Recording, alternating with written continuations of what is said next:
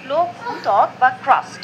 বর্তমানে ভারত মহাসাগর, ইন্দোনেশিয়া এবং দক্ষিণ এশীয় উপমহাদেশের দেশগুলোর যেখানে অবস্থান, 7.5 কোটি বছর আগে সেখানে ছিল টেথিস মহাসাগর।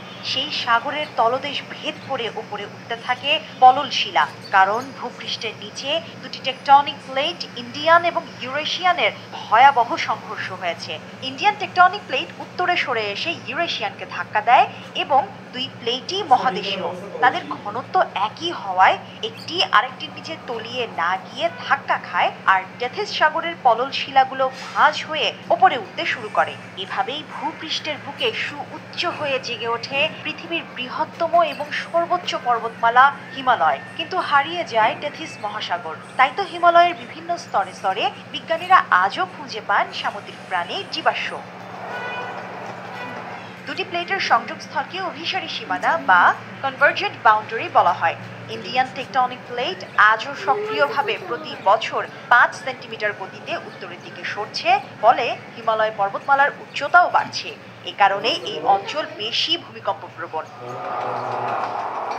তবে এই স্বাভাবিক প্রক্রিয়ার মধ্যে এক অশনি সংকেত দিয়েছেন বিজ্ঞানীরা। তারা বলছেন, তিব্বতের নিচে ইন্ডিয়ান প্লেট ভাঙছে। ভূতাত্ত্বিক এক গবেষণায় দেখা গেছে, হিমালয়ের নিচে ইন্ডিয়ান প্লেট কোনো একক অবিভক্ত স্ল্যাব নয়, বরং এটি 90 থেকে 92 ডিগ্রি পূর্ব দ্রাঘিমাংশের দিকে ইয়াডংগুলু ও কোনাসাংরি রিফট জোনের কাছে নিচ থেকেই ভেঙে এবং ছিঁড়ে ভূগর্ভের অভ্যন্তরে বা আর্থ ম্যান্টলে ডুবে যাচ্ছে। অন্যদিকে হিমালয়ের পশ্চিমে এই প্লেট অক্ষত, কিন্তু ভূগর্ভের 100 কিলোমিটার উত্তরে ইয়ারলুং জাংবো সার্টারের দিকে দেবে যাচ্ছে। এই আলাদা হয়ে যাবার প্রক্রিয়াকে বলা হয় ডিলামিনেশন। ইন্ডিয়ান প্লেটের লিথোস্ফেরিক ম্যান্টলের ঘন অংশ ছিঁড়ে আর্থ ম্যান্টলে ঢুকে যাচ্ছে। অন্যদিকে তিব্বতের নিচে দক্ষিণে নতুন করে লিথোস্ফিয়ার স্তর ক্রমাগত বেড়ে চলেছে। বিজ্ঞানীদের মতে তিব্বতের নিচের অংশও ভাঙছে।